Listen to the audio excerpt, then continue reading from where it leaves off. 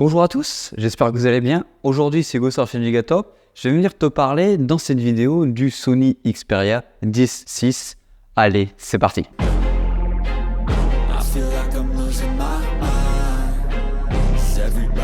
Bien sûr, comme d'habitude, n'hésite pas à t'abonner et à liker. Ça permettra à la chaîne et à la communauté de bien évoluer dans le futur. Vous savez, j'ai fini mon introduction bien scolaire. J'ai mis un petit bureau bien scolaire pour rentrer un peu plus dans les codes de YouTube, voilà.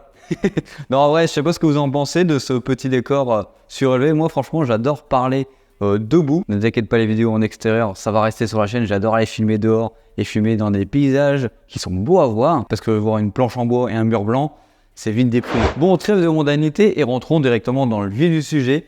Ce Sony Xperia 10.6, le milieu de gamme, l'entrée milieu de gamme de Sony, qu'est-ce que ça vaut? Déjà, niveau protection, on part sur un Gorilla Glass Victus. On est sur un téléphone qui est très compact. Tu vas le comprendre directement avec les dimensions de celui-ci. On est sur un téléphone qui fait 164 grammes, qui fait 155 mm de long et 68 mm de large. Donc on est vraiment sur un téléphone qui est très compact, très loin de la taille d'un S24 Ultra ou même du Sony Mark 6. Donc je t'invite à aller voir cette vidéo sur la chaîne qui s'affichera juste ici, si je ne me trompe pas, ou juste ici, de toute façon, elle sera en description si tu veux aller la checker, où je parle du haut du panier chez Sony qui a été présenté en même temps que ce Xperia 10.6. Sur ce téléphone-là, on va pouvoir retrouver une prise de jack 3.5. De toute façon, on pouvait s'y attendre, on est chez Sony, on vient y intégrer une prise de jack. En parlant de son, on va pouvoir retrouver des haut-parleurs stéréo avec la lecture du codec LDAC en Bluetooth et on va pouvoir retrouver trois couleurs à l'heure actuelle sur le téléphone, le blanc, le bleu et le noir. Sur la face avant, on va pouvoir retrouver une dalle Full HD+, 6,1 pouces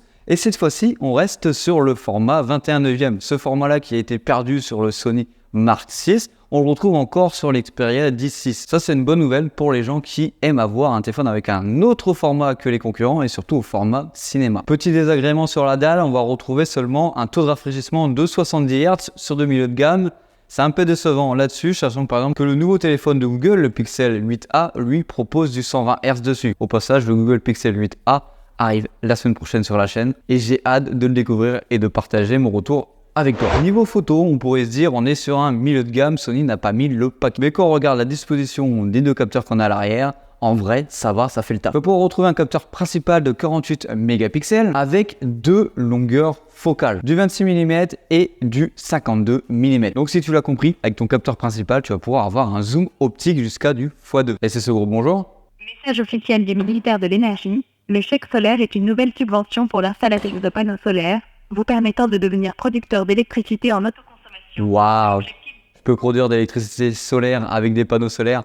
Chose assez intéressante, c'est que j'en vends, donc j'en ai pas besoin. Merci. Le message automatique est spammant, tout simplement. De toute façon, cet appel spammer, tout simplement. Sur l'ultra grand angle, on est sur un 8 mégapixels avec une longueur focale de 16 mm. Alors, un 16 mm, c'est à peu près la longueur focale de la caméra avec laquelle je filme actuellement. Et en selfie, tu vas pouvoir retrouver un 8 mégapixels. Alors, chose intéressante sur ce téléphone, c'est qu'on a une nouvelle application qui s'appelle Vidéo Creator, ce qui va te permettre de venir filmer, puis de venir éditer tout simplement tout de suite après ta vidéo pour la publier sur les réseaux sociaux. Et ça, c'est une application très intéressante car tu vas l'avoir nativement dans ton téléphone. Ça t'évite de venir télécharger des applications comme CapCut. Niveau puissance, dedans, on retrouve un Snapdragon 6 Gen 1 couplé à 8 Go de RAM, 128 Go de stockage et tu peux étendre cela jusqu'à 1,5 Tera, bien sûr, en venant y loger une micro SD. Dans ce téléphone-là, on a une grosse batterie de 5000 mAh. Sony annonce 2 jours d'utilisation. Bien sûr, ça reste à vérifier toujours dans un test de celui-ci. Et chose assez intéressante, c'est qu'on a une garantie constructeur sur la batterie de 3 mois. Niveau disponibilité sur ce téléphone, on est toujours sur juin, mi-juin.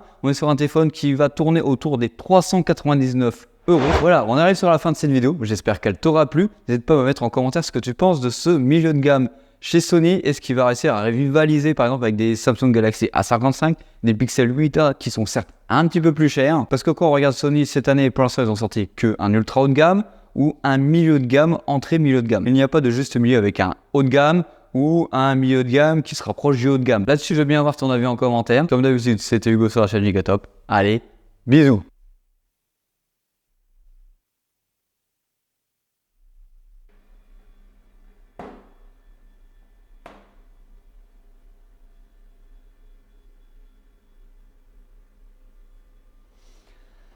Ah